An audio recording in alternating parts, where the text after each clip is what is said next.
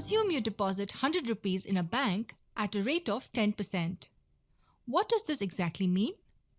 We know that 10% of 100 is 10. So if you deposit 100 rupees with a bank, you will get 110 rupees at the end of the year. But what about the second year, the third year, and so on? Let's make 3 columns: the year, the interest, and the total interest at the end of the year. Let's also make a column for the amount for each year. So we have 4 columns now. And remember, the amount is the sum of the principal and the interest.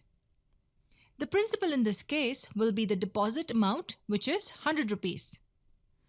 Let's see what happens in year 1. Because you get an interest of 10% from the bank, you will get 10 rupees as interest. What happens if you keep the money with the bank for another year? You will get another 10 rupees as interest. And if you keep the 100 rupees for one more year, you again get 10 rupees as interest. That is simple interest. If you keep your money deposited with a bank, you get the same interest every year. Look at it this way. Your principal will remain in the bank until you withdraw it. At the end of the first year, the bank pays you an interest of 10% on this 100 rupees principal. That's 10 rupees. These 10 rupees will accrue in the bank until you decide to withdraw it. Again, at the end of the second year, the bank pays you an interest of 10% on this principal, 10 rupees. This will accrue until you withdraw it. And 10 rupees accrue again at the end of the third year. Every year, you get an interest on the principal you invested. Now let's look at the total interest column. If you would have taken the money out in the first year, you would have got an interest of 10 rupees. And the amount you would have received is 110 rupees. Remember, amount is the sum of the principal and the interest. If you would have taken the money out in the second year, you would have got 10 plus 10, which is 20 rupees. And amount would equal to 100 plus 20, which equals 120 rupees.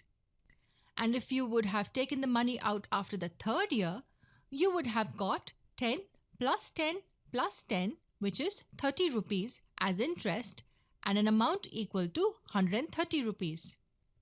One thing is clear. The longer you keep your money with the bank, the more money you get at the end of the period. So what are the factors that the amount is dependent on? Look closely. It will depend on the principal or the initial deposit. More the money you deposit, more will be the final amount. It will also depend on the rate of interest. If instead of 10% the bank offered you 15%, the amount you receive will be higher. And of course, on the number of years you've deposited the money. If any of these factors change, the amount you would get will also change. This concept we just saw is called simple interest. The interest amount is based on the original principal only. Also notice that the total interest after the second year is twice the interest of 10 rupees, and the interest after the third year is equal to 3 times the interest of 10 rupees. Can we deduce a formula to get the total interest after a few years? Let's consider year 2. We first looked at the principal, which is 100. Since the interest is 10%, we multiplied it by 10 by 100. And since it is the second year, we multiplied by 2. This gives us the interest in the first year, and we multiplied by 2 to get the total interest after 2 years. If you solve this, you will get a 20.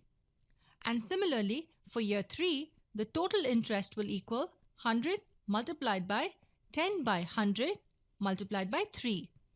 This will give you 30. So based on this concept, we will solve an example in the next video.